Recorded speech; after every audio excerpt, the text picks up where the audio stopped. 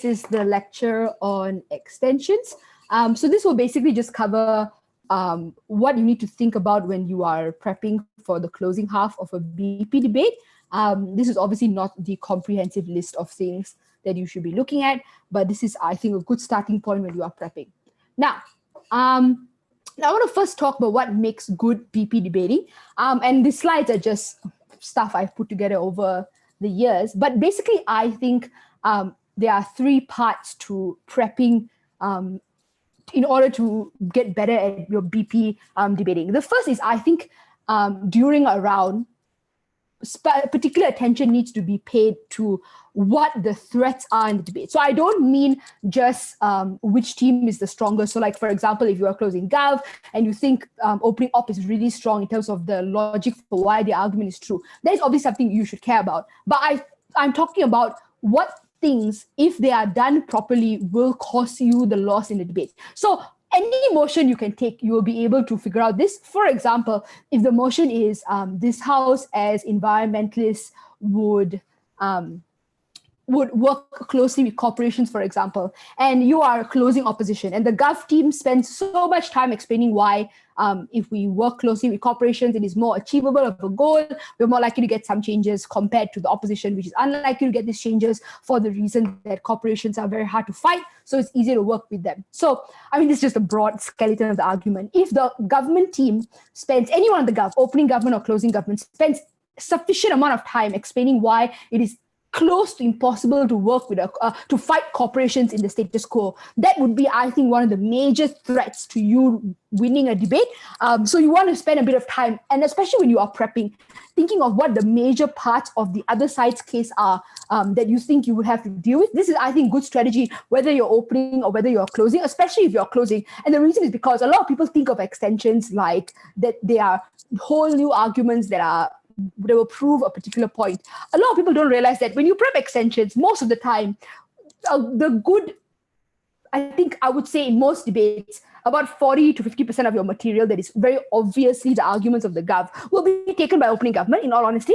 So when you're prepping for closing, you want to spend a lot of time explaining why you think that a particular thing on the other side is not true, and why if they lose this particular thing, they're likely to lose the debate. So it's not as clear-cut. Sometimes motions are very, very wide, but most of the times, and even when motions are very wide, there are a couple of things, a few issues that if the government team proves, they will win the debate. So when you're prepping, you want to think about arguments framed around that, framed around how do I prove the comparison is preferable in my world? How do I prove that there are other harms that weigh up against the specific harm? When you are doing weighing up, it is key when you are prepping to think of specific ways you are going to weigh up certain premises or certain logic. Obviously, you can't, a big part of doing closing is obviously having very little control over how the debate plays out.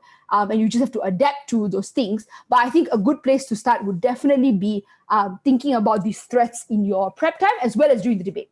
Now, the second thing I think good BP debating does is you absolutely need to track debates when you are in closing. Obviously, you track debates in opening, but when you're opening, you are responding, your teammate's case is being dealt with. So it's slightly different. But when you are closing, you absolutely should be tracking who is winning the debate. And I think this is pivotal because it also impacts what your assessment of what is quote unquote a threat or what needs to be done is massively dependent on how you are judging the debate. So for example, if you think your own opening team is the team to beat in the round because your opening team has spent so much time dumping material that you think no one else has comprehensively come back from, you should spend more time giving the judge additional reasons that are more valuable than your opening, then you should be spending time beating the other teams. Yeah. And I think when you are tracking, also, for example, you realize your opening team is losing. When you're tracking a debate very closely, you will realize where the logic of opening government stops and where the logic needs to go in order for them to beat the opening opposition, for example. So if I was CG and there was a clash in the opening half about in which world we better protect the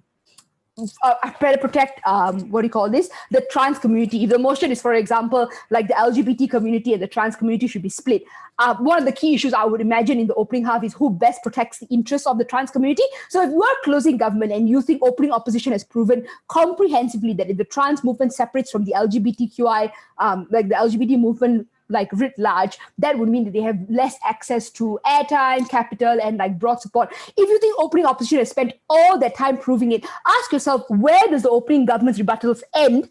And you want to note specifically where it ends, and then you figure out where you are going to start the rebuttal that will beat the logic of opening opposition. So I think the reason I'm saying you should closely track is because when you are rebutting or when you're adding your extension that is in like issues, for example, and I'll talk about the different forms of extension later, when you track, it is very obvious to the judge that you know exactly what is lacking in the opening government, because a lot of teams do this, and I think it's very frequent. If you are a new debater, you will hear a lot of teams going, oh, opening government only proves this, and opening government doesn't comprehensively beat opening opposition, for example, honest or overall. A lot of teams don't spend time actually explaining what the specific parts of the opening government case don't beat opening opposition. So if you are closing opposition, if you are closing government, for example, and you want to prove that your opening government doesn't do the job that is required to beat opening opposition, being as specific as possible about their failures makes it very easy for judges to track why you are doing better. So I think it would benefit, especially if you are closing and you're a new debater, to increase the level of specificity that you are speaking with about opening teams. It automatically makes judging a lot easier and less vague, because obviously BP judging is quite subjective, because the three judges can weigh teams in many different ways. You want to make it as impossible as you can for a judge to give you the loss. That is the key in BP debating. All right. The third one is, I think, the trickiest of all, but I do think once you get the hang of it, it is an invaluable tool in being closing, which is just ask yourself, how is the debate going to play out? Not the bad version that could happen, because obviously if the debate is less ideal than you think it is, you will do wonders for the judge that you have brought clarity and you are doing the actual arguments that are required in this motion. But most debates, like, will have vaguely what the motion requires and vaguely some arguments that are predictable, as well as clashes that are predictable. When you start predicting how arguments will flow, what you end up doing in prep is forcing yourself to think of different ways to break deadlocks, and that incentivizes an argument that is both vertically diverse as well as horizontally diverse. And I just mean by vertically and horizontally diverse, just that the argument caters and deals with many different versions of the way it operates in reality. So I'll talk about this later in terms of how do you broaden your extension. But just to note at the beginning here that you want to spend a bit of time in prep, as well as in the round, possibly kind of playing out the way arguments are likely to flow. And that probably is a good place to start for a BP debate.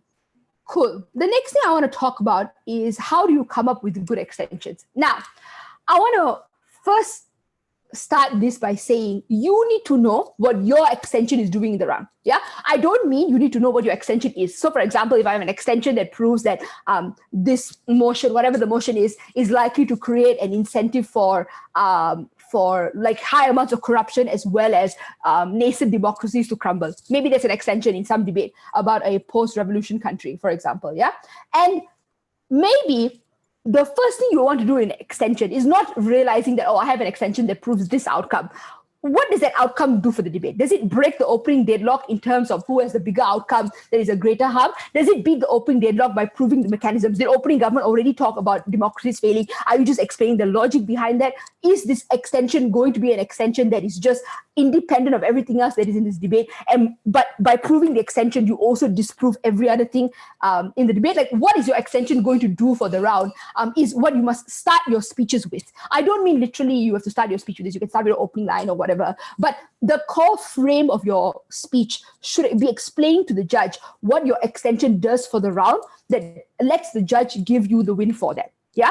And obviously, when you're framing your extension, sometimes there's only one other team that you need to beat. And like when you're in your early like novice days, as well as like out rounds, there will not be very high levels of competition. So when you are explaining what you need to do with your extension, it is good to keep your extension as multi-pronged as possible, which means to say that your extension should be doing multiple things. It should be closing up the holes of your opening and proving a case that is like concretely unique, that you have proven that is a harm, that is important, that is so relevant to the debate. And that's the best case scenario, yeah? Sometimes it's a little bit harder to do that, and I'll talk about that in a bit. But the point is you want to explicitly ask yourself in prep. You and your teammate talk to each other and ask yourself, what is this extension going to do if we can run this extension. And obviously, sometimes your extensions that you're prepping for get taken by your opening teams. Sometimes you have to come up with new extensions when you are on the bench. Sometimes you don't even know what your extension is until you start speaking. That's all fine. But every time you come across a part of your case that you think is new and is novel, you have to ask yourself what the function of that is. Yeah, because if it is just additional layers of like characterization, when opening government has already explained something to a degree that it makes it very believable, you adding new characterization that is not, it can be new, but it can not add any value to the opening government case, then you would realize this is the problem with your extension when you are talking about what your extension does. So that's the first thing to know. Now, what are some common ways in which you need to think about, and I don't think this is the strategy for everything. So obviously you can do many different things in many different contexts. I just put down some of the very famous like situations and what people usually do as a good I guess thought for you to have when you are prepping. The first is a multi-pronged war. Now this is the toughest one. So I started with the toughest one, so it's just easier for me to explain. This one is just basically you are in a closing half. Maybe you are a CG or CO, and the other two teams or three teams in the debate are absolutely like doing well. Like they're all relatively the same with each other.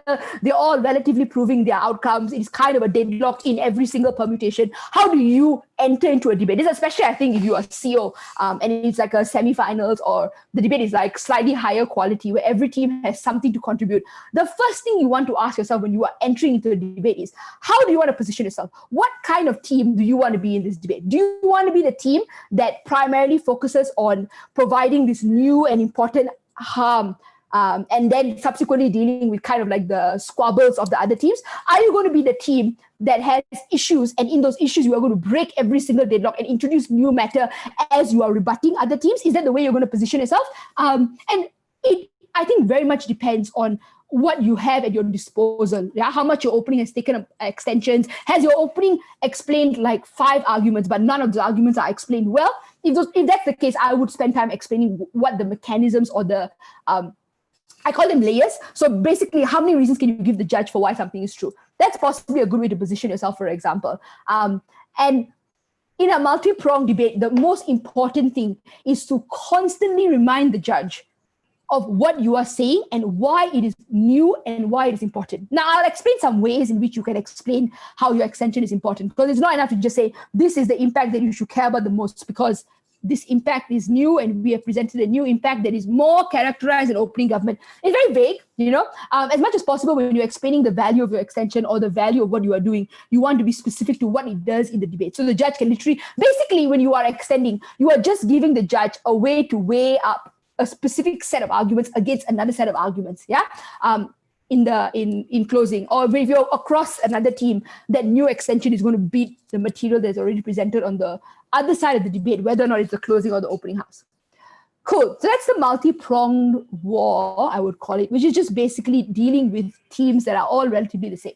Now, sometimes, and this is most often true, is that there are unresolved there's an unresolved question of the top half, which is to say that the opening teams are pretty close with one another. The usual scenario that always falls out is opening government asserts that this thing is a benefit, and they give me 3 reasons for why this benefit will happen. Opening opposition says, no, there's a harm that will happen as a result of this motion, and they give me 3 reasons for why the harm will happen. Nobody kind of weighs up whether or not the harm is more likely than the benefit, which set of incentives, like the 3 reasons, which set of reasons are more persuasive for why something is going to happen and why the other thing is not going to happen. So no one kind of compares all of it. Sometimes it would be beneficial in extension to explicitly tell the judge, this is the thing that the opening half couldn't explain. And it's not enough to just say opening half, like there's a deadlock in opening half because they kept on disagreeing on this issue. You have to actually tell the judge what the deadlock was. So if I was closing in and there was this like lack of clarity in the opening half, and I think that me adding clarity to the opening half will win me the debate because it is just the core part of the debate. What I would do is I would be like, so opening gov says these 3 reasons for why something is true, and that's a benefit. We think those 3 reasons are not the strongest reasons. Here are my 3 reasons for why this benefit is true. Here are why my set of reasons are stronger incentives. And the second thing I'm going to do is opening government doesn't explicitly tell me why their incentives for the benefit are stronger than the harms, so incentives for the harm that opening opposition speaks about. Given that I've established 3 new reasons, now I'm going to weigh up my 3 new reasons against opening opposition's 3 reasons for harm and explain why mine is more likely, or even if the opposition harm occurs, why the trade-off is fine because this benefit is worth it, for example. Like, there are many ways you can resolve opening half clashes, but the key in that is to, like I said, when you're closely tracking debates, it becomes very evident, I think, what is and is not the material of the opening gov or the opening opposition, whichever side that you are on. And then when you are explaining to the judge, when you recall what you have tracked with specificity and then insert the arguments, it's very easy, very, very easy for judges to give you the loss. If you are being very vague about it and you're just adding, if for example, if I don't say anything about opening half, I just say the opening half was in a deadlock because they couldn't decide if the harm to the, let's use the transgender movement example. Opening government and opening opposition couldn't decide if the benefits of having their own movement in terms of diversity was worth the trade-off in terms of publicity, for example. We are going to prove that it will be worth the publicity. Here are some other reasons why. That doesn't, I think, explain.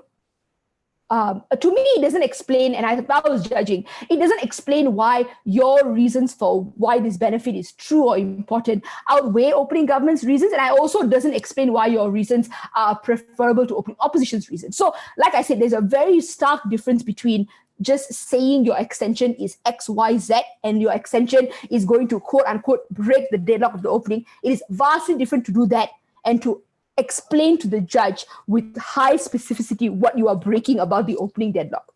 Okay, cool. The next type of debate, I think, is with regards to if your opening is winning. Now, if your opening is winning, you are in a little bit of a tight position. And the reason is because this type of situation where you're opening, for example, you are closing gov, and opening gov has, in your mind, taken all of your arguments and have proven them quite well. And in your head, all you can think about is, well, I don't have anything that's relatively new. Don't worry. The first thing I would say is don't worry. That happens more regularly than people talk about, so it's not uncommon. And the second thing you want to remember is, as much as you think that they have been doing well, there is an infinite number of ways in which both motion can lead to different kinds of outcomes or different kinds of logic also for why something is true. Like, for example, I can tell you that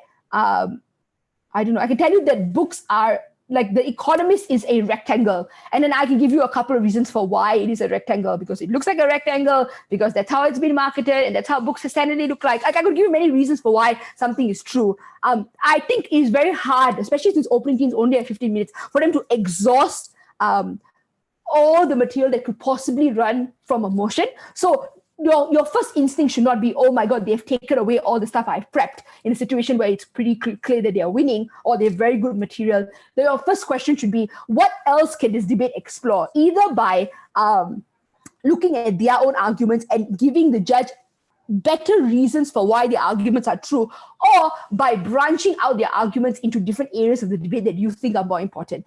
And the key point here is, if you are going to pile on reasons for why so, for example, your opening government says X, Y, Z is a reason, and then you say, good, that's good, I'm going to add this other bunch of things. The key here is, every time you're explaining why your reason is new, you have to explain why that reason beats another reason of opening government. So, and this requires a bit of, it's a very thin line between knifing, and you don't knife your opening team just because they're good. But it's a thin line between proving that their mechanism isn't as strong. Let me give you an example. So the motion is the trans movement should leave the LGBT movement, for example.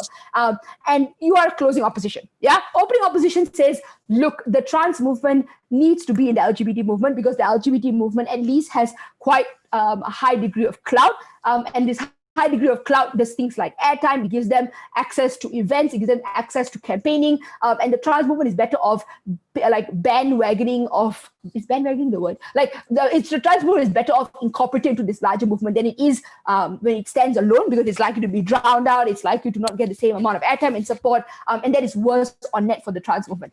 I just assume opening opposition has spent quite a bit of time explaining this. And the first thing you think in your head is, well, I could add more reasons for why these things are true. How do I prove that these reasons are better? So, for example, you can say, Opening opposition spends a bit of time explaining why the airtime and access to events, and as well as getting more online support is more likely when you are attached to a larger movement.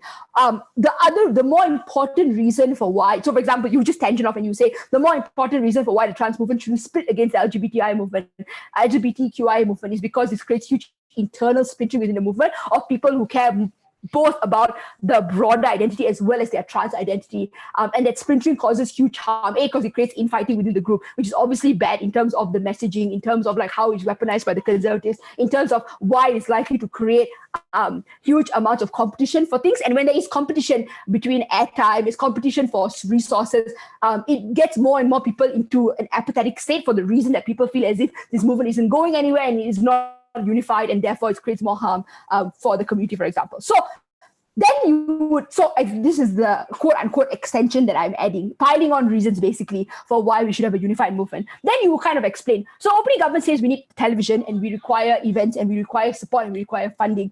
They don't explain. And so that is correct insofar as they can prove that leads to positive outcomes. But because they haven't given you the roadmap for why greater access and exposure equals to positive outcomes, we have given you the ways in which staying together as a consolidated movement leads to this eventual outcome that gov teams care about. And for those reasons, because it leads to that outcome in a more likely manner, we think our mechanisms for why there is greater access are preferable to opening governments, for example.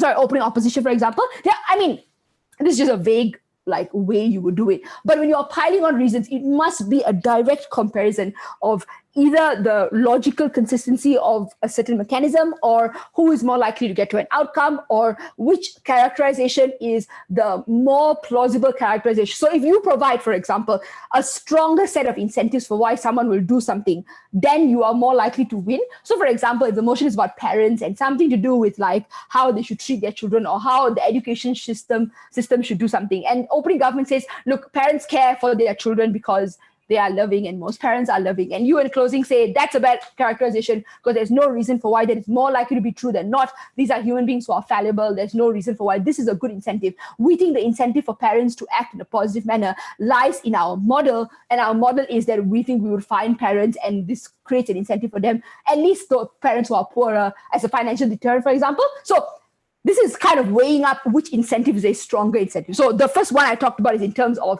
how do you explain the roadmap to an outcome. The second example I've given you is an example of explaining why one incentive is more strong than another incentive. So these are some of the ways you would use to pile on reasons for why you are better than your own opening team, especially if your opening team is winning. If your opening team isn't winning, I would still spend time weighing your material against your opening team. But if it is so obvious that you have an extension and it is better than opening gov, you would spend all your time weighing up your material against whoever else you think is winning the debate, whether it is the team across you, which is the other closing team. That one is just direct rebuttal. If it's opening team, I would highly recommend taking a POI. And the reason I would recommend this is because sometimes judges think about that very strongly, especially if it's very close. And you don't want judges to fault you for lack of engagement. So as much as you are rebutting and weighing up stuff, it is important to give the opening opposition a chance to rebut the extension that you are representing. Okay. Now, the last one is just in terms of, sometimes you are closing gov. Opening gov is absolutely horrible and opening opposition is phenomenal. And because opening opposition is phenomenal, closing opposition doesn't have much of an extension, right? And you know that your opening government has comprehensively lost. Yeah. When I mean comprehensively lost, I mean that they have lost the best version of the op case. Yeah. And this is not because that they have missed out one layer or two layer. It's because they have fundamentally not proven anything in their case. In this situation, I would absolutely, as closing government, just take up the position of opening government. I will go. There are 4 things we think are the important outcomes in this debate or principles or stakeholders we should care about. Here are the ways in which we are going to prove them. And because now you already know what opening opposition has said about the weak arguments of opening government, your entire extension, quote, your entire case basically should be a case that is wrapped around dealing with that comparison with the opening opposition, or if you are closing opposition in dealing with opening government, for example. And I think the way you package that extension, I'll talk about packaging extension in a bit, is the clincher, because if you can vaguely rebut the team that is the strongest, that will secure you a second, but there's no reason for why you will beat the team in opening opposition, especially if the opening opposition team is really, really good and they have like comprehensive material, especially since you are coming after a team in opening government that hasn't spent a lot of time rebutting it. And you want to try to make sure that you sound new and important and that you're dealing with material. It is, I think, pivotal that you engage directly with your diagonal and don't spend time that is not necessary weighing yourself against opening government if you have so much to deal with in opening opposition. Judges are not that bad, and honestly, it's a trade-off. And I think, obviously, I can't speak for every instance, but by and large, this is the strategic call to make when you are in that situation. Okay, so if you've realized from this slide, there's another slide after this about how to come up with good extensions. If you realize the way I come up with extensions, and I know this is not like everybody does this, is definitely every person debates BP slightly differently. But the way I prep for closing is very much the same way I prep for opening. It's just that I try to prep. Obviously, I don't prep the case as detailed as I do in opening. But what I try to do in closing is I try to look at these questions. So these are obviously ways to come up with an extension. So this is mostly about how to frame your extension when you're in the debate. The next slide will talk about prep a little bit more. But the way you prep for closing and opening is honestly not very different. And if you treat them differently, I think you will have a problem later. But obviously, when you are closing, please don't spend time building every single argument in every single example and layer, because you don't know if your argument will be taken. So don't waste much time. Yep. Cool. The next thing I want to talk about is, yes, so this is how to basically prep the extension, I think. So the first thing you need to think about is very obviously, like I said just now, when you know what your extension is doing, then prep, or like when you're building a case, it becomes a little bit easier. So obviously, when you are prepping for a closing, the first thing you need to think about is to prep quite broadly. When I mean broadly, I think there's a fine line between spreading your material to ensure that it covers a breadth of argumentation. And there's a fine line between doing that and then running irrelevant arguments. And the test for running irrelevant arguments is you always, and I think this is a valuable skill that most people don't know, or at least don't actively do it to themselves because they're so scared, is you have to be honest with yourself. When you are prepping an argument or like prepping your case and you think, oh, damn, I only have two arguments. My third argument is this argument about, I don't know, whatever thing that you are talking about. Ask yourself, if you honestly feel in the back of your head and in your gut that this argument is not important or it's just a tangential thing, if you feel it in your gut, you are the best check you have in your prep, you and your teammate. Always ask yourself if you think this is irrelevant. And if you can't find a way to justify its relevance in this motion, and you can't find a way to justify its relevance against other arguments, it probably doesn't bode well for your chances in the round. So don't do it. I think it won't be very useful. The third thing I think you need to talk about in prep, and this is the thing that I think is the only difference between opening and closing, is you want to think of novelty. And I mean novelty in terms of how do I make the argument sound as interesting as possible so that it is indeed a more intellectual reason for why something is true. This doesn't mean thinking of like weird and unique examples because they just had never heard of, or thinking of arguments that are outcomes that judges don't care about. When I mean novel, I mean reasons for why something is true that are not generic and vague reasons. So the more detailed you are with the way people react, for example, or the way outcomes like play out in a debate, I think that becomes more and more novel, for example, especially in movements about a social organization or like a social movement, or debates about econs, for example, or IR. You very much, I think, should have characterization that is novel when you are closing. So, for example, it's very easy to say Trump is corrupt. He is probably going to lose the next election for the reason that Biden is leading, for the reason that it seems unlikely that his popularity is going to spike even after the second debate. Like, opening can say very generic stuff. You are the team that needs to explain. Maybe you are the team that realizes that if the debate is about who is more likely to win the election, or the debate is about the way in which US politics is going to be framed, you want to be the team that kind of builds the roadmap for the judge in terms of why is it true that Biden is going to win based on like a set of things that are realistically probable. So that could be things like looking at an election map, that could be looking at the different ways in which voters are likely to react, what that means in terms of numbers, for example. I mean, this is a very highly specific example. But I think when I say novel, I don't mean out there in the middle of nowhere in like space. I just mean that it is something highly attuned logically. So it is very logically sound is what you want to think about. The second is, how likely is your novel or intelligent argument or outcome likely to be taken by your opening team? And I think the way, if you prep like this, it helps you frame your extension better, because if you think it is possible that your opening will take parts of it, because sometimes you prep an extension and you think, okay, opening government might take a bit of this extension, they will not take the second half of this extension, for example. That's, I think, indicating to you that this argument is quite broad, and that sometimes what you need to do is to frame that part of the argument as the, like, basically like your child, like this part of the extension is what makes or break the debate. Don't make it like, don't just say it as if it's just another layer to an existing argument that opening government will probably say in the debate. So what you want to do is frame that part of the extension as something entirely different. And if you realize that there is a possibility that will happen, or it happens during a debate, and you realize that part of your extension is gone and part is not, once you start framing your pieces of analysis, it becomes very easy for you to figure out where your position is in the debate. So like I was suggesting earlier, this, I think, changes the way you interact in really tough debates. Obviously, the debate is like super easy and like, your extensions are like entirely untaken and they're super intelligent. Just do the stuff I said earlier, you won't have a problem. But if you're prepping for an extension and you think that the room is like, or like you can't control the room, sometimes the room is just really, really hard, and you're going to have to pull stuff out of your head. And this is one of the ways in which you can make that slightly easier for you. The next one, and I don't think you should underestimate this, even slightly, how powerful this is. The number of debates I've won just doing this. Core components of a case. Yeah, everybody in debating jumps to the outcome. Yeah, we will do X motion, and the X motion has one mechanism for why it's going to happen, or like one way in which people will react, therefore benefit, therefore outcome, therefore conclusion, therefore it's a big argument that wins the debate.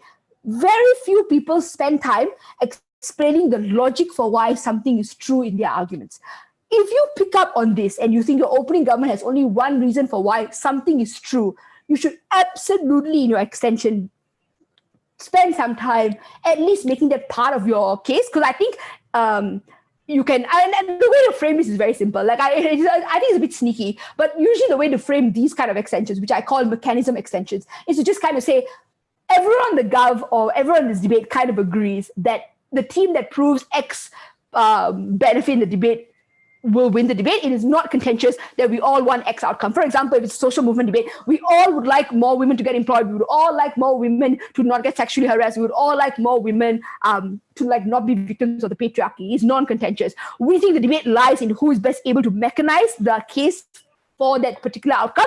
And we think opening government gave us two reasons for why something is true. Those two reasons are at best like iffy, and we think the actual mechanisms for why something is likely to happen is what we are going to present. And I think obviously in opening, this also kind of like trains you, because if you're in opening, you should absolutely spend more time on mechanisms than you do just like broadly, like I call it flowerily painting an outcome. I think a lot of people do this, especially like in debates, for example, like on war. People spend so much time going, war kills people, it destroys buildings, it makes people sad, it's tied with things like racism, and war is destructive. Like it's just the same point, which is just war is bad. Like you're not going to win the debate by proving war is bad or like women deserve rights. So don't spend too much time on the outcome, which are fairly obvious. Unless you're making an unobvious outcome, then you want to spend some time fleshing out why the outcome is important. Most debates, I don't think is highly contentious, and that's not an argument for you not to have outcomes, but there's just an argument for you to think of what makes the debate. And most times it is the team that has a path to victory that will win the debate. So that is valuable extension material, I think.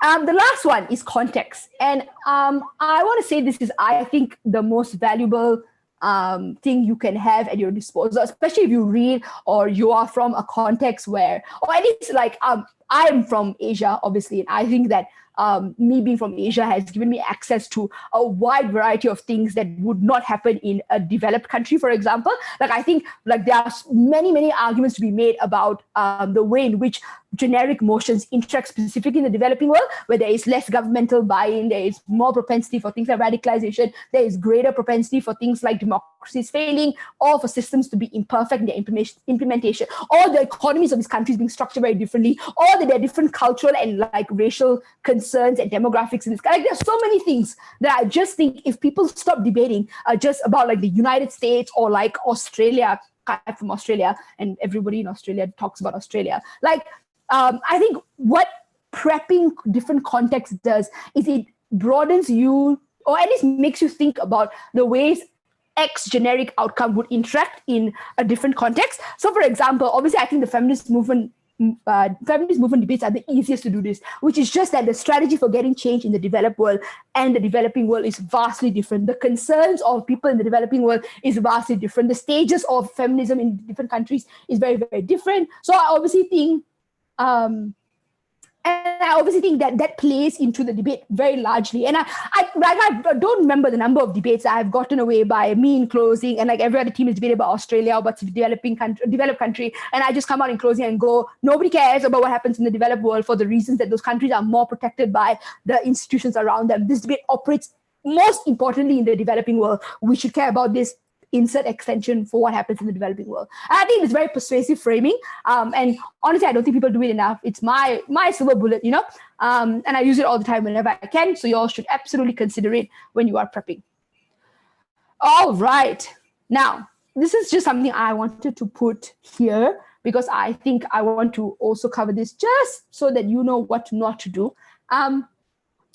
Most importantly, do not EPL your opening. When I mean EPL, I don't mean like really like, it can also be, don't just add random English words to arguments to your own opening team. I do also think that it's not very useful and will not get credited. More importantly, don't just give me what opening has said in a more long-winded or slightly different. So for example, your opening says this particular outcome impacts racial minorities in this particular way, and then your whole extension, and then when you are making the same point, you talk about why it impacts racial minorities because racial minorities are impacted by this, and they are okay. To be honest, I'm not EPL, so I wouldn't know how to EPL your opening. But my point is, don't just replace English words of your opening and then claim that it will be an extension. It won't do anything from you. The one that people more commonly do is people give me different reasons for why something is correct that are not much better than what their opening team give me and doesn't fundamentally change the argument. And that's the test, yeah? You can give me 7 reasons and your opening government can give me 5 reasons, yeah? If you're not giving me reasons that are better or that change how believable I think the outcome is or change how likely the conclusion is, it is near impossible for you to beat your opening team. And the reason is because you can add new extension material if it is not believed by the judge that these different reasons beat your opening team. You will be faulted for it because it is your job to weigh up your reasons against your opening team. It is not the judge's job to subjectively find a weighing for this, unless the weighing is like implicitly evident. But don't rely on your chairs to do that. I would do it instead. More importantly, if you realize you are doing this in your speeches, immediately ask yourself, how do I frame this? How do I weigh this? And then you will become like, you'll be less guilty of this, I think.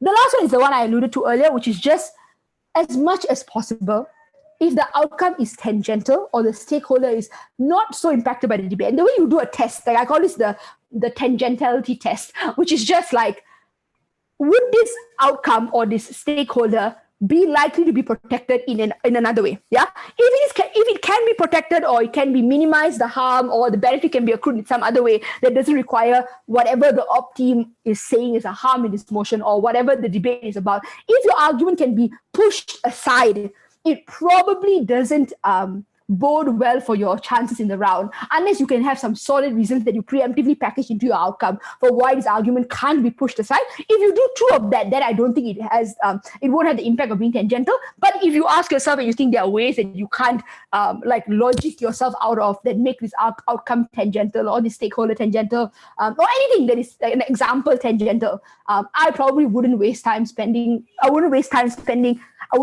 time talking about this and spending time on this. I would spend more time doing the other material that you have in your speeches. So yeah, these are just things I think you shouldn't do when you are like extending, because I don't think it does very well. Whenever I'm judging, I look out for these things because they are proxies to an extension. They are not extensions themselves. All right. So these are some ways to strategically position your extension and member. And then subsequently, I will talk briefly about how to whip for an extension. Because I think whipping for an extension speaker is my favorite position in BP debating, because I think it is just, honestly, it is just the best place to be in to do things like practice strategy, for example. So let's talk about how to impact your extension. I've written down 4 ways. There are obviously many other ways. This is just a novice beginner class. But there are a few ways you can impact your extension that make you seem more important than you are maybe if you didn't do any of this. Cool. I got a question about principled extensions. I have a Q&A part after this. Don't worry. I'm almost ending. This is the last slide. And then we can have questions. Cool. So how to strategically impact your extension. The first thing, and this is the one that I think is just like the easiest to sell. And when I mean strategically impact your extension, what it means, honestly, is just how do you tell the judge to buy that your extension is important based on the intuitions that they have? Yeah, it is not very hard to do this. And I think oftentimes it is more likely true that when you explain to your judge something that the judge intuitively believes leads to its importance, you're probably fine. So the first example I have is the likelihood or probability of something happening, which is just that, honest to God, if you can prove something is likely or probable and it's going to happen, even if the outcome is smaller, that you can tell the judge you should care about that more than you should care about something that is very unlikely, but the harm is maybe slightly higher than yours, or maybe the outcome is very good, for example, but it is not an outcome that's likely to happen, for example. So it's basically just how do you prove that the probability of something should be weighed higher than the possible impact of something. Now, this becomes harder when the outcome is very, very large. And obviously, if the opposition team and they know that their outcome is like very, very, like maybe their harm is really big, but it is a bit unlikely for that harm to materialize. Sometimes opposition teams will say, even if there is a slight possibility that this harm will happen, and that possibility is so low that maybe the gov teams would say that, this possibility shouldn't be cared about because it is so high in impact, we should err against that harm at all costs. So then in that particular scenario, then you have to weigh against if the outcome is very large, but the probability is very low versus your outcome, which might be slightly smaller, but is more probable, and weigh up maybe the benefits versus the harms that I could possibly bring. I think is the way you approach this. This is one way, I think, to impact your extension. The second way to impact your extension is just to talk about the size of your impact. I know this is pretty obvious, and I'm not going to labor on this point for very long. And I don't do this very often. And the reason is because, honest to God, I think that the size of the impact is very much contingent on the impact logically happening or logically likely to be true. And I'm not too sure that you just spending time explaining why the impact is large without anything else to back up why that impact is going to happen or why that impact is something that should be traded off against other things in the debate will do you much good. But definitely emphasizing the size of your impact does allude to the judge that maybe you are protecting the most number of people, for example, or on a utilitarian basis that this is something we should care about if all other things are equal, for example. The third way is with regards to vulnerability. This is kind of just like we should protect X group of people, or we should care about X context, or we should care about X outcome because it implicates the most vulnerable of our society, which is just to say, if we don't do this, maybe broad society will be fine, but we've absolutely ruined the people who we ought to protect for the reasons that they have been historically screwed up, or because their countries are failing, or whatever the outcome, whatever the vulnerable stakeholder or context you are talking about, pleading to the judge to care about their vulnerability because they are the ones basically they're on the chopping block. Yeah, if we don't care about them in this particular way, they are going to be ruined. And that should be weighed against all other impacts that are maybe beneficial to broad society. And the best example actually is the example I gave you earlier about inserting the developing world into debates, which is just all I did in framing was just say, other countries have many other mechanisms for why they are likely to be better off. This motion and the way we should assess whether this motion is good or not should heavily rely on whether or not we think this will impact the developing countries because they are the ones that are least able to have safety nets and therefore most vulnerable. So that's one of the ways. That's an example, I think, of using the vulnerability framing. And the last one is just, like I said earlier, making everything contingent on you.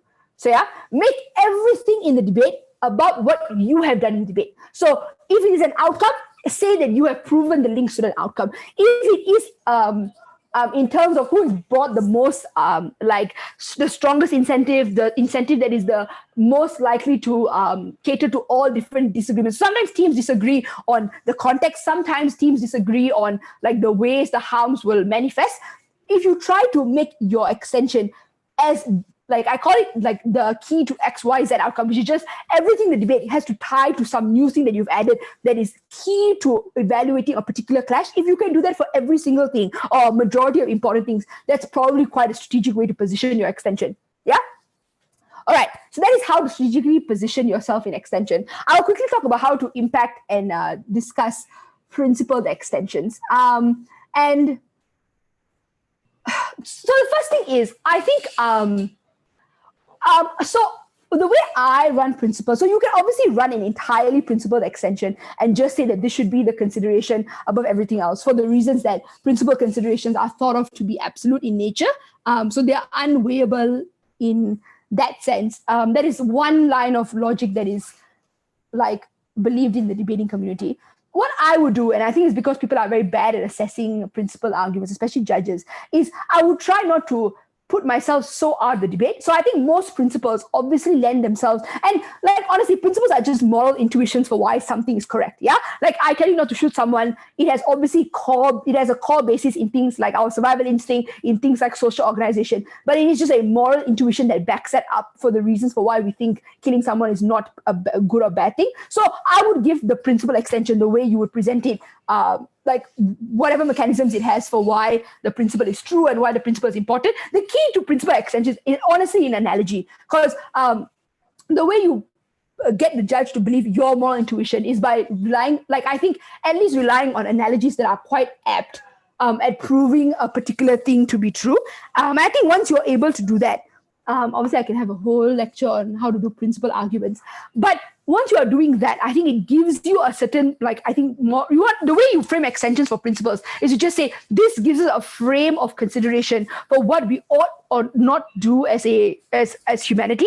And then once you're doing the principle, usually what I do is I incorporate like harms or benefits within the principle framework. So, for example, if you were talking about minorities and violent like protests, for example, obviously one of the big things on the opposition is just that they have a right to do this, either in terms of self-defense, either in terms of reparation, either in terms of catharsis. Like, there's so many ways you can frame the argument, but I think at every point in that extension, I would weigh up against the increase in backlash, for example. I would weigh up against what the supposed quote-unquote benefits are of being more appeasing towards a majority, like a population, for example, whether it's men, straight people, or like white people. What you would do is you would spend some time kind of explaining why it is within that principle this kind of consideration should be weighed less. And I think honestly, I think that one is just kind of like, how do you, it literally just is explaining the logic for why we care about certain concepts in our life. And then when you explain the logic for why we care about X or Y concept in your life, then you tie that back to why an outcome is less important, or why an outcome is less like that we should care less about that outcome, or why the outcome is moot. And that inevitably involves some assessment of practical outcomes. And I don't think the two are divorceable, and I don't think people should divorce them. Like, you can just do both, is my key tip when framing extensions, because I think you can have a principled frame and add a bunch of good stuff, but you shouldn't cut yourself out of the broad debate is my only takeaway from that. Cool. Sorry. The last thing I want to talk about is just very broadly, how do you whip an extension? Now, your extension is the only thing, not only thing, it's the primary thing you should think about. Yeah. Which is just to say, I think, when you are, this is how I take notes when I whip, and I think obviously people do it differently, is I have one paper for opening government, I have one paper for opening opposition, and I have one paper for my extension speaker. So I literally, when my extension speaker is speaking, I listen to every single thing that they are saying, and I ask myself, remember I said I track debates very closely when I'm in closing, I track what is their extension, And if it is doing something different from opening government, how is it being explained? What are the parts that are missing? For example, does my extension speaker explain why this material is more important in opening government? Does my extension speaker actually explain the argument properly? For example, does my extension speaker use the extension to directly beat opening teams? Sometimes your extension speaker won't because they don't have time. So they will just frame an extension, and then afterwards they will let you do the weighing up and the comparisons that are quite complicated. So always track what is happening. And the first and most important thing you are doing when you are whipping is to listen to what the other team, whoever it is, if you're CG, it is CO, if you are CO, it's Gov Whip. Listen to what they are saying about extension. Literally take down word for word what they are rebutting your extension. Either they are using their extension or they are directly rebutting your extension. If they say nothing, you have to penalize them for that. And that's a separate thing I'll talk about in 1 minute. But the reason I write down rebuttals to the extension is the first thing I do when I'm whipping is I deal with the rebuttals to the extension and say that they are not sufficient, and I deal with them thoroughly so the judge can't say that our extension got quote unquote beaten by the team across from us. Yeah. After dealing with our extension directly, then I do a buffer of my extension, which is I go through every single extension and explain if the logic is missing, I'll add more layers and I'll add more reasons for why something is true. And then I will use every bit of the extension to beat every individual beat or individual part of the team in the diagonal, which is just to say, remember I took notes for the opening teams as well. So for example, if I was CEO and I took notes for opening government and what their argument was, I would look at ways specifically that that my extension speaker has said, logic that my extension speaker has said that I could use to beat opening government, either by saying my more likely, or my stakeholder is more vulnerable, or my outcome is more likely to happen because of the incentives we've proven, whatever the reason it can be. I look at every single part of the opening government case and I try to use my extension to beat them. If I can't find a way for my extension to beat them, I will try to figure out a new way to respond to them that is different from my opening opposition, for example.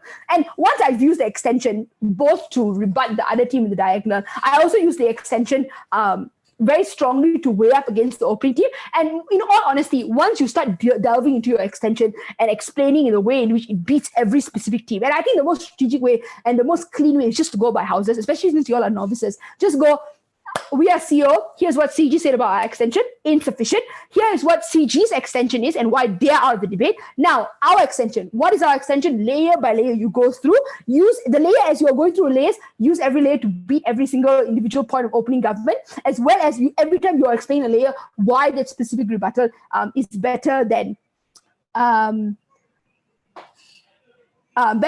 the closing opposition the opening opposition, for example. So yeah, that's kind of like a two-pronged strategy when you are going through your extension, but your entire speech should just be oriented towards, this is my extension, now how am I going to use this material? And to be honest, your extension can be the extension that you are doing, like if your speaker has 2 or 3 new outcomes or 1 new outcome. Also, extensions are just every piece of logic that you've used. If it's a frame your member has spoken of, if it is a type of example or a context they brought up, everything can be an extension. So when you are whipping, you want to utilize every single bit of it, not just the broad ideas of extension. Because what a lot of whips do is they just do a normal whip structure, which is they just rebut every house and give generic or rebuttals that are maybe new, but not really tied to what their whip speaker does.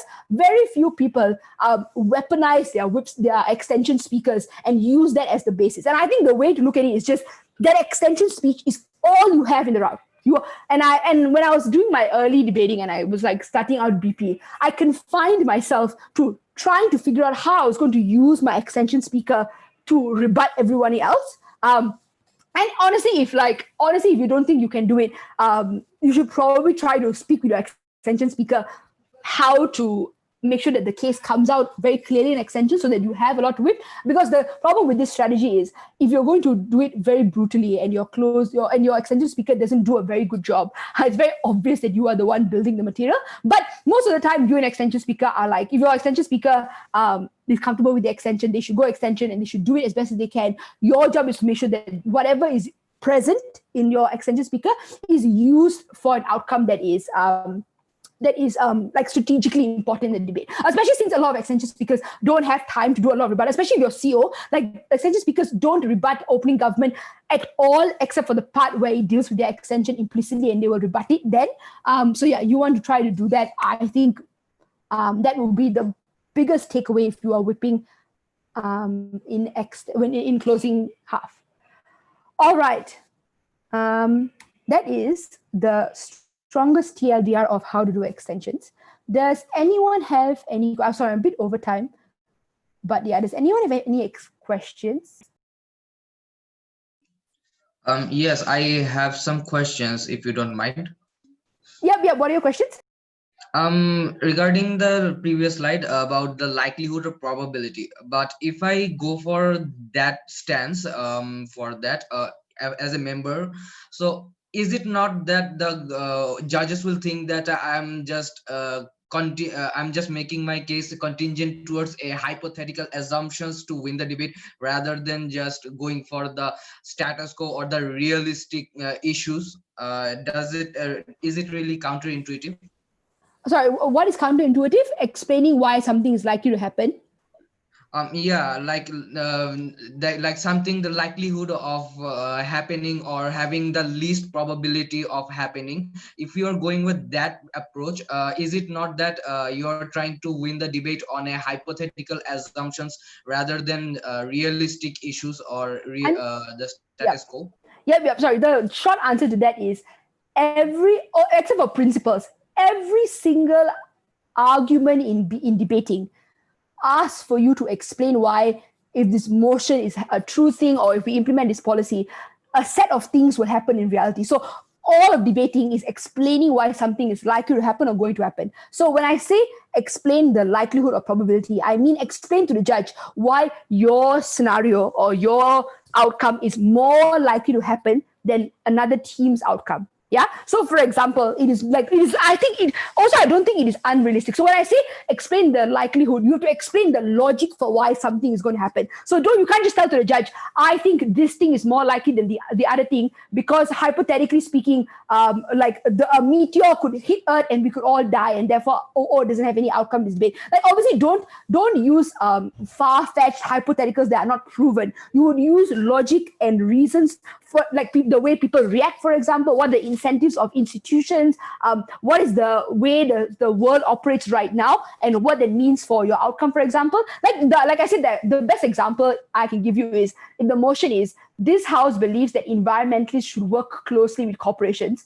If the opening government says, look, we agree working with corporations means we can't do things like banning corporations. We can't do things like shutting down businesses because we are working with them, which means our outcomes are not very large. However, we think our outcomes are more likely to be achievable than the opposition, who has to prove that they would fight against companies. And we think fighting against companies is never going to be successful. And this is obviously technically a hypothetical, but then I would explain. The reason why fighting companies is impossible is A, because environmental groups don't have that much capital. Corporations capture governments. They have huge funding. They are entrenched in economies. Most countries care about them. The developing world relies heavily on them. So the developing countries are not going to support you because they don't care about climate change as much as they care about economic prosperity because they are poor and the harm to the environment is very far in the future. All of this is explaining reasons for why the opposition's quote unquote path to victory is very, very unlikely.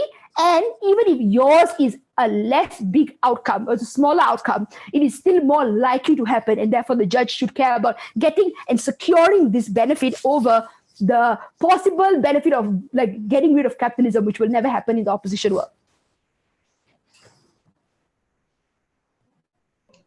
I had another question.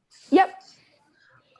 Regarding the extension, I have seen in a tutorial that they said that if the opening house goes for a zoom out, then you should go for zoom in, and if they go for zoom in, and then you should go for zoom out. But if the opening house, the both of the speakers does those two things, like zooming in and zooming out, like small impact, big impact, they both cover those things, should I go for the impact as well as an extension, as an extension speaker in the closing half? Yeah. So I think sorry. I think this is a very subjective question. And so, like I say, I think the test you must ask yourself, and when you're deciding what to do, you have to ask yourself this one question. If I do, for example, your opening team has done a lot of material very good, and you think, okay, I'm going to run an extension that proves that the impact is very, very big. For example, I want to add more reasons why the impact is larger. Ask yourself, if you were judging the round, would you think that this additional impact that you're provided is more important than the mechanisms of opening gov or the impacts in opening gov, which are, whilst not as good as yours, do you think that you fundamentally shift what is the most important part of the debate? If your answer is no, because you think the outcome is just, not as important as proving that the outcome will happen, because you can prove an outcome is bad, but if the outcome doesn't happen, it doesn't have any weight in the debate. If you feel that in your heart, then don't run the extension, is my answer. And I know it might be a bit difficult, especially if your co-oping team has a lot of material, and they've got, like I said, I don't think it's possible for someone to cover very, very widely as well as very deep. But in the off scenario where your opening team is phenomenal, and you're figuring out what to add, I think I would add material all around their case, and I wouldn't just add, like, for example, a large extension at the end if I didn't think that extension was going to beat any of the other material. Because remember, you have to prove something is new and more important. So you have to find a way to explain to the judge why, even though your case, your extension doesn't have any mechanisms for why it is true, it is just an extension about outcome that is very, very big and important. But opening government has all the mechanisms and all the smaller outcomes, or like different kinds of outcomes. How do you prove yours is more important? And if you always ask yourself this question of, do I think this particular thing beats the material opening government? And this is the part of debating where you have to be honest, like I said just now. And I think if you don't think it will beat the opening government because you just don't think it is if you think it complements opening government but doesn't beat them, then you will get a second to opening government, unfortunately. Yeah, that's my answer to that question. Thank you very much. No worries. I have a question. Yep. Yeah, so how exactly do you become an Austral champion? What? I don't think that's I don't think there's an answer to that. That's just like, I mean, in all honesty, like, I don't think this is an extension question, but I would say that there is no supplement to doing work. Like, honestly, like, I'm a woman, I'm brown, and I'm like ESL, and Australs is like super white and everything. You have to be on top of your game. And I think the big takeaway is you need to have as much knowledge at your disposal. So when you're making cases, the logic for why your arguments are true must be layers. And when I say layers, every argument that I built, I try as much as possible, will have 6 or 7 reasons and examples for why something is true. And it will be comparative examples. You will weigh up against why one incentive is more important than the other. And I think most of that comes from, and especially extending, I think, comes from reading material. And I don't think not just The Economist, which I think is very good, by the way. Like, The Economist has excellent logic, even if it's not. And the one thing I think I've done a session on reading before is a lot of The Economist articles, whilst not quote unquote current IR issues, like, for example, like, it covers the US politics and that can be used in an US politics round. It covers like Yemen and that can be used in the Yemen round. But it also covers random things that are maybe not as contemporary, but I think are very good to be used in other debates. So, for example, like, it is not very current because it's been happening forever. But, like, for example, the Pakistan military's involvement in Pakistani politics, I think is a good way, is a good example to explain to you the logic of how fragile democracies get co-opted by institutions. Like, it's not just common to Pakistan, it's also common to like Bangladesh, for example, even India for a bit there. So I think my point is reading very, very widely. And then after you read, I just think it is just a matter of implementing the strategy and logic. I used to watch a lot of debate videos, if that helps. I didn't watch debate videos to copy people's arguments, because I don't believe in copying people, and I don't like hero worship. Like, you have to be the best version of yourself, so don't repeat arguments from other people. The reason I listen to debates is I try to see what are some lines of logic or like arguments that I think are important, and I try to make the argument better. And I sit down and try to ask myself, what are ways in which I can expand this argument? How is this argument imperfect? What does this argument need? I think that kind of stuff helps, I guess. Yeah, that's my answer. I honestly, I just think it's a holistic push towards a tournament that is important.